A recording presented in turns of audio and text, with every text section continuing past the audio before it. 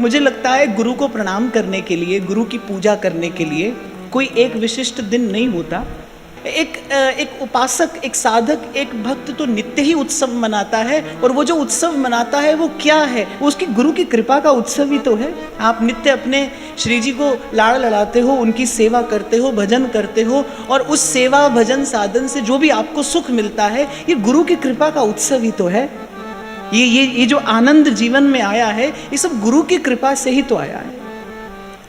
इसलिए मुझे तो लगता है एक साधक के जीवन का तो हर क्षण गुरु की पूजा होना चाहिए। कम से कम जिन लोगों ने वस्तुतः गुरु की महिमा जानी है, जिन लोगों ने, जिन बड़भागी जनों ने वस्तुतः गुरु की महिमा जानी है, उन्होंने तो यही कहा है, रे मन सोया क्या करे, जागन की कर चौं, हरदम हीरा लाल है, गिन गिन गुरु को सौ।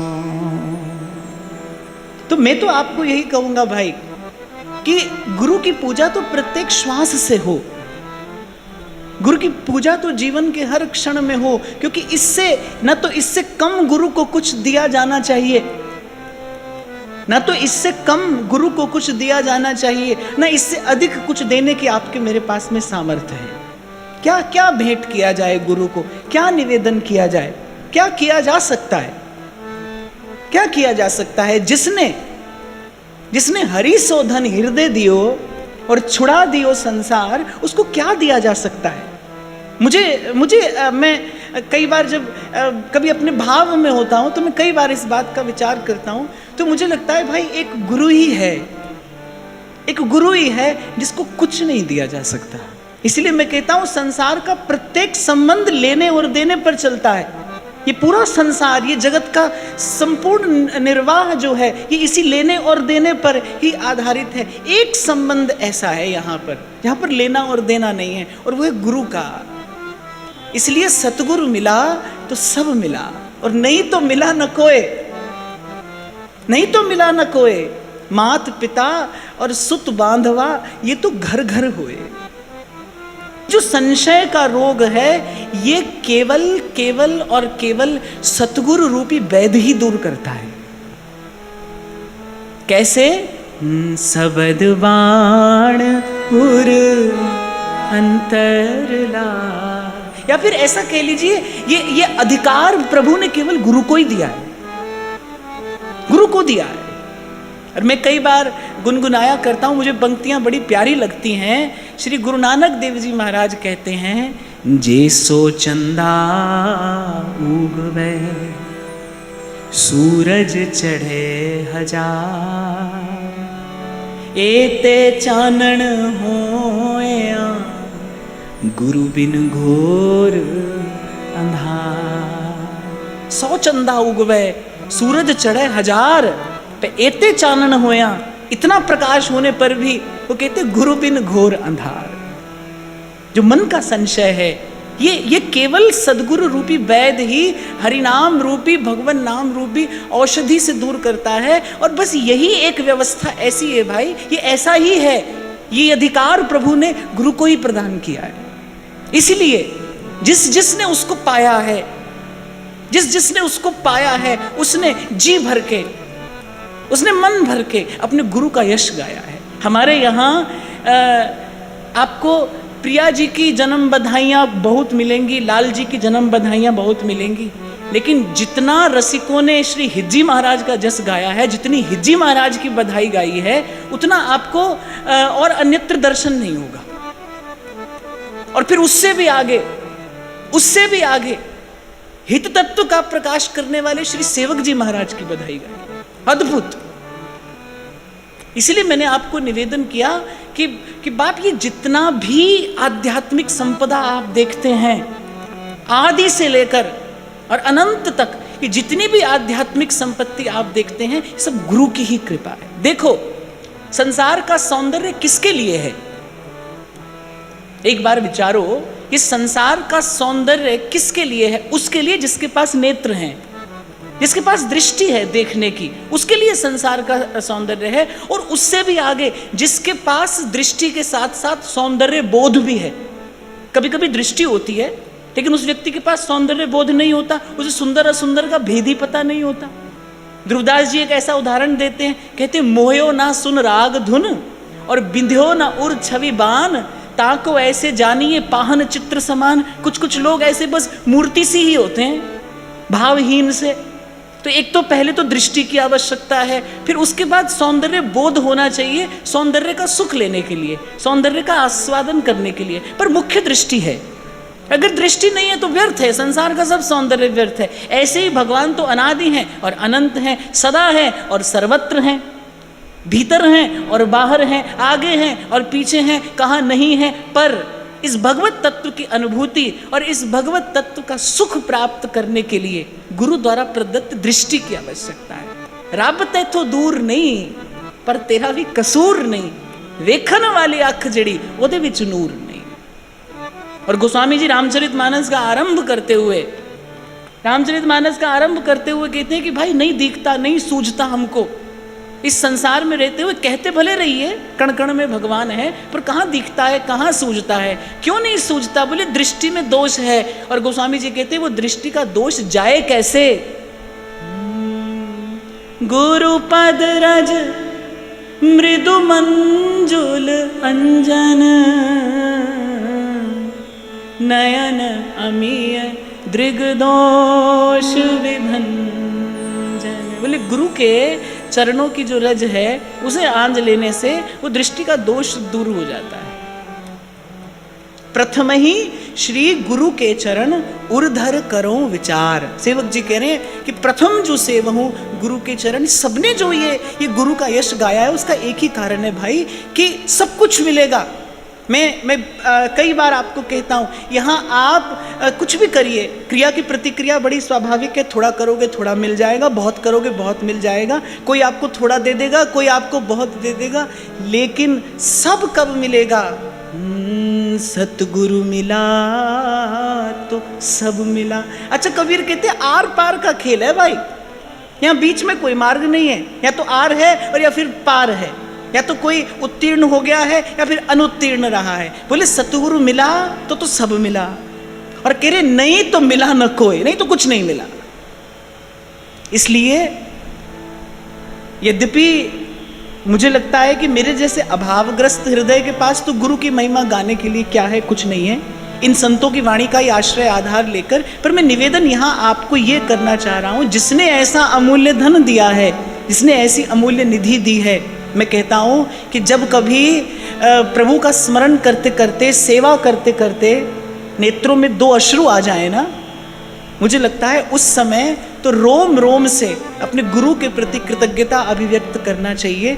जीव के बट में, जीव के हिस्से में ये सुख नहीं है भाई, ये अपने पुण्य से नहीं मिलता, ये अपने पुरुषार्थ से नहीं मिलता। कभी आप माला करते हो, कभी आप श्री जी की सेवा करते हो, लाड़ करते हो, कभी ऐसे उनका स्मरण करते करते, उनको याद करते करते, उनकी सेवा करते करते कभी हृदय भर आए ना, कभी नेत्रों में दो अश्रु बिंदु टपक आए, वो बड़े अमूल्य हैं भाई, वो बड़े अमूल्य हैं। क्योंकि संत कहते हैं कोटि कोटि जन्म के तीर्थ साधन, कोटि कोटि जन्म के तीर्थ साधन मन का मैल नहीं धोते। और कबीर कहते पल भर का ऐसा भजन और भारे पाप भगाए, और एक क्षण का भजन जीव को निर्मल कर देता है।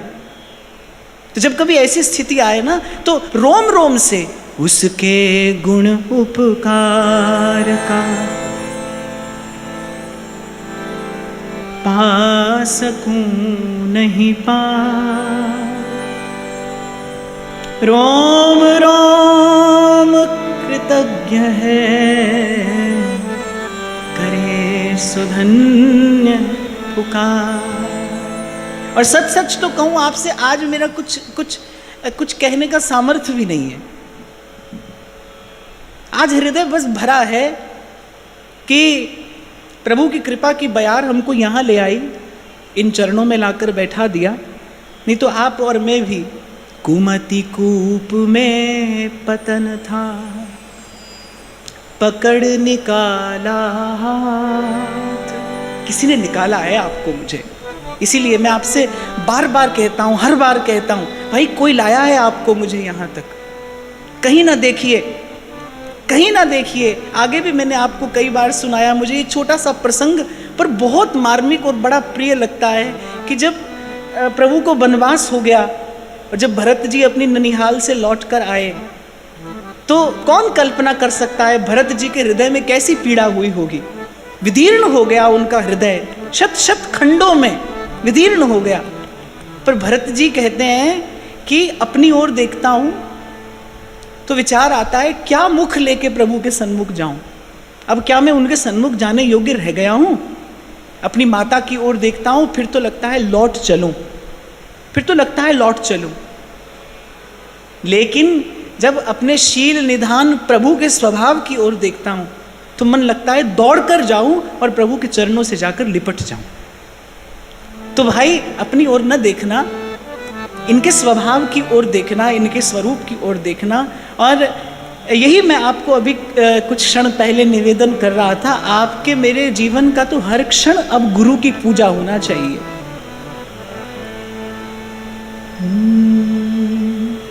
जिन्होंने लड़े तीसी स्वामिनी हमें दिए लाल से नेह सागर छबीले, दिए फूक प्राणों में वंशी के वे स्वर, मिले जिनसे उन तक पहुँच के वसीले। महारंक को प्रेम सा धन लुटाया, महारंक को प्रेम सा धन लुटाया। उन्हीं व्यास नंदन जय बोलते हैं, जिन्होंने हमें प्यार करना सिखाया। नंदन की जय बोलते हैं। अब ये तो भाई कुछ ऐसी परिपाटी चल पड़ी है। ये तो मुझे लगता है कि पहली बात तो गुरु के लिए क्यों एक दिन हो, हर दिन हर क्षण उसी के चरणों की कृपा पर न्यौछावर है, बलिहारी है। पर यदि हो भी तो कैसी पूजा हो गुरु चरणों की। मुझे तो लगता है आज का दिन वस्तुतः कहने सुनने के लिए है नहीं। देखो दीपक का आदर क्या है। आपके हाथ में किसी ने दीपक धर दिया हो और आपसे कोई ये कहे कि इस दीपक का आदर करिए, इस दीपक का सम्मान करिए, तो उस दीपक का सम्मान क्या करेंगे आप? क्या दीपक की दीपक से आरती उतारेंगे? ये तो मुझे ठीक जान नहीं पड़ता।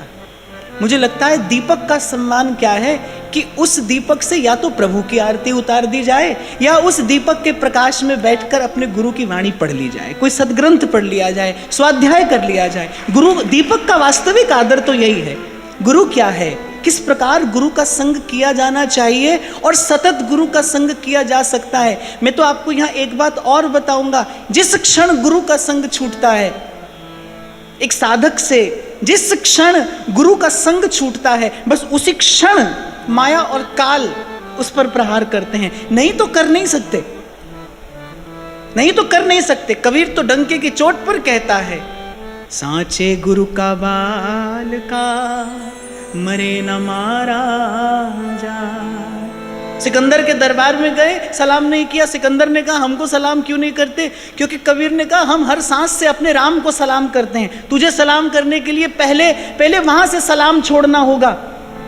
हम 8 पहर हर घड़ी अपने राम को सलाम करते हैं। कहना का तात्पर्य उनका ये है, जिस क्षण गुरु का संग छूटता है बस उसी क्षण माया प्रवेश करती है, उसी क्षण चित्त में विक्षेप उत्पन्न होता है। लेकिन सतत गुरु का संग और सेवन करने की विधि क्या है? गाते तो हैं आप और मैं, उठत बैठत सोवत जागत, उठत बैठत सोवत जागत, ओ मेरी जुड़ी रवे गुरानल तार, लिख दे लिखन वालिया, लिखन वालिया। ये जो सतत सेवन है गुरु का, सतत संग है गुरु का, किया कैसे जा सकता है? जब जब नाम जपो गुरु का ही संग है, नाम के रूप में, भाव के रूप में। जब ध्रुवदास जी कहते हैं ना, प्रथम ही श्री गुरु के चरण उर्धर करो विचार, क्या तात्पर्य है इस पंक्ति का? बड़ा गूढ़ार्थ लिए है अपने आप में ये पंक्ति। वो कहते हैं कि अब मैं विचार भी अपने गुरु का अनुगमन करते हुए ही करता हूं। आप देखो, विचार से तो हम कहां कहां चले जाते हैं ना, गुरुजनों की सेवा में रहते हुए भी, गुरुजनों के पास बैठे हुए भी हम विचार से तो जाने कहां कहां चले जाते हैं। पर ध्रुवदास जी कह रहे, गुरु के चरण उर धर के ही मैं विचार करता हूं। मैं विचार भी अपने गुरु के अनुगमन के बिना नहीं करता, मेरा विचार भी गुरु के ही पीछे पीछे चलता है। जो विचार मेरा गुरु करता है वही विचार मैं करता हूं, अर्थात अब मेरे गुरु का विचार ही मेरा विचार है। सेवक जी ने भी यही बात कही है, हरिवंश विचार परे जो रहें, हरिवंश धर्म धुरा निभहें। और फिर कहते हैं, यदि ऐसा हो जाए तो हरिवंश निवाहक हैं तिनके, सुख संपत्ति दंपति जू जिनके। और हरिवंश विचार क्या है? हरिवंश विचार क्या है? कबहुक निर्मित तरल हिंडोला, झूलत फूलत करत कलोला, कबहुक नवदल सेज रचावही, श्री हरिवंश सुरत रति गावही। ये हिज्जू का विचार है। मुझे लगता है कि गुरु को मानुष जानते ते नर कहिए अंध, जो केवल गुरु को मनुष्य जानता है। अब जब आप गुरु को केवल मनुष्य जानेंगे, मनुष्य मानेंगे, तो फिर देह के धरातल भी पर ही आप पूजा कर पाएंगे, उससे अधिक आप जा नहीं पाएंगे। पर मैं समझता हूं, जब बात गुरु की आए तो गुरु के साथ ऐसा औपचारिक और व्यावहारिक व्यवहार नहीं होना चाहिए। हर क्षण गुरु की पूजा, हर सांस गुरु की सेवा। मुझे बड़ा प्रिय लगता है सूरदास जी का वाक्य। वो कह रहे, अरे मैंने जो गाया है अपने अपने आचार्य का ही तो यश गाया है, ये गुरु की कृपा की ही तो बलिहारी है। ये जो नहीं तो सूर कहा कहे द्विविध आंधरो। कहते हैं कि जब सूरदास जी से कहा किसी ने तो दुखी हो गए सूरदास, और फिर कहते हैं अब आपने कहा है तो मैं गाता हूं, भरोसो दृढ़ इन शरणन केरो, श्री वल्लभ नखचंद्र छटा बिन सब जग माही अंधेरो। कहते हैं, साधन और नहीं या कली में जासो होत निबेरो। अरे गुरु की कृपा के बिना निस्तार हो ही कैसे सकता है? और फिर सूरदास कहते हैं, अरे मेरी ओर देखो, सूर कहाँ कहे द्विविध आंधरो, बिना मोल को चेरो भरोसो, दृढ़ इन चरणन केरो भरोसो, दृढ़ इन चरणन। सूर कहा कहे द्विविध आंधरो। आपको लगता है कि मैं बाहर से अंधा हूं? अरे मैं तो भीतर बाहर दोनों तरफ से अंधा हूं। मुझ जैसे सूर का निस्तार आचार्य की कृपा ने ही तो किया है, गुरु की कृपा से ही तो हुआ है। तो मुझे लगता है कि वैसे तो ये कहने सुनने का विषय नहीं है। आज का दिन तो मुझे लगता है सतत गुरु के चरणों का एक स्मरण हो और एक मौन समर्पण गुरु के चरणों में हो। यही गुरु की पूजा की विधि है भाई।